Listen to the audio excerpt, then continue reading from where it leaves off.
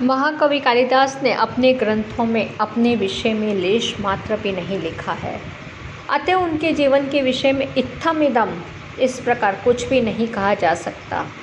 उनके विषय में अनेक जनश्रुतियाँ प्रचलित हैं, जिनमें से विद्योत्तमा किंवदंती प्रमुख है। इस किंवदंती के अनुसार कालिदास बचपन में अत्यंत मूर्ख थे। उनके समय में विद्योत्तमा नामक राजकुमारी को अपने पांडित्य और विद्वता पर अत्यधिक गर्व था। धोखे से पंडितों द्वारा कालिदास का विवाह उससे करवा दिया गया। जब राजकुमारी को वास्तविकता का पता चला तो उसने कालिदास को बहुत अपमानित किया और कालिदास ने काली देवी की स्तुति की। उनके वरदान से वे प्रकांड पंडित हो गए। वे घर वापस आए और पत्नी ने कहा, अनावृत कपाटम द्वारम देहि।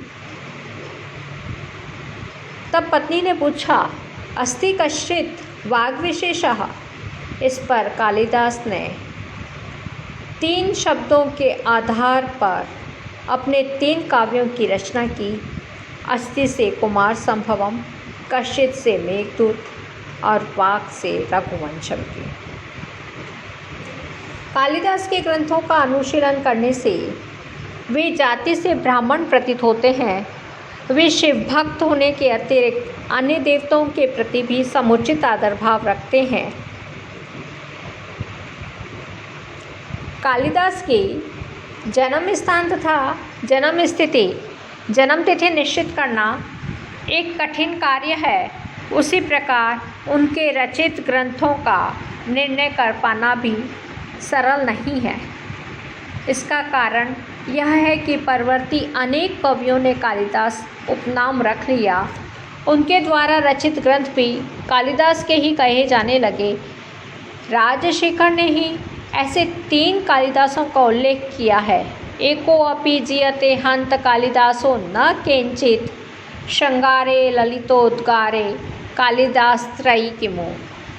आजकल लगभग 40 ग्रंथ कालिदास के नाम से प्रसिद्ध हैं, परंतु ऋतुसंहार, मेघदूत, कुमार संभवम, रघुवंशम, विक्रमोर्वश्यम, मालविकाग्निमित्रम और अभिज्ञान शाकुंतलम, ये 7 ग्रंथ निश्चित रूप से महाकवि कालिदास द्वारा प्रणीत माने गए हैं। इनमें से ऋतुसंहार और मेघदूत खंड काव्य है, कुमार संभवम और रघुवंशम महाकाव्य है और विक्रमोर्वश्यम, मालविकाग्निमित्रम और अभिज्ञान शाकुंतलम ये 3 नाटक हैं। कुमार संभवम महाकाव्य 17 सर्गों में निबद्ध है, परंतु विद्वानों का मत है कि प्रथम 8 सर्ग ही कालिदास द्वारा रचित हैं। इन विद्वानों के अनुसार इस महाकाव्य के 8वें सर्ग में कवि दिव्य नायक नायिका शिव पार्वती की उन्मत्त और उद्दाम रति की क्रीड़ा का आपत्तिजनक विस्तृत वर्णन करके लोगों की कटु आलोचना का पात्र बन गया। अतः उसने काव्य को वहीं पर छोड़ दिया। बाद में किसी अन्य लेखक ने कुमार संभवम की महाकाव्य को श्रेणी में गणना किए जाने की दृष्टि से इसमें 9 सर्ग और जोड़ दिए।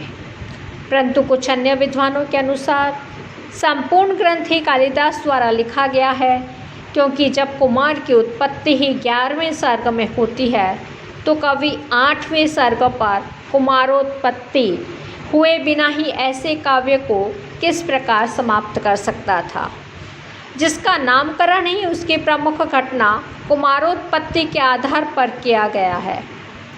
इनके अनुसार भाव एवं भाषा शैली की निम्नता का दोषारोपण भी निस्सार एवं अर्थहीन है।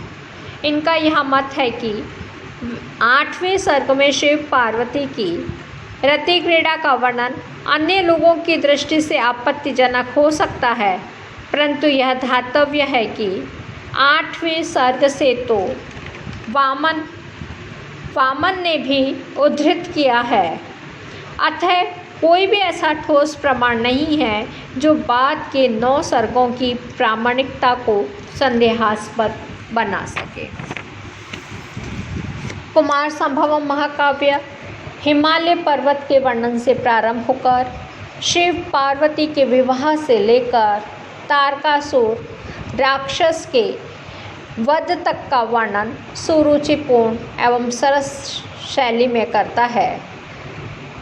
हिमालय पर्वत की पावनता एवं भव्यता, ऋतुराज बसंत के आगमन से वन की शोभा, शंकर की समाधि, रति के विलाप, पार्वती के तप, बटुवेशधारी शिव, नवविवाहित दंपत्ति, बाल क्रीड़ा और युद्ध का वर्णन बहुत ही मनोहारी है।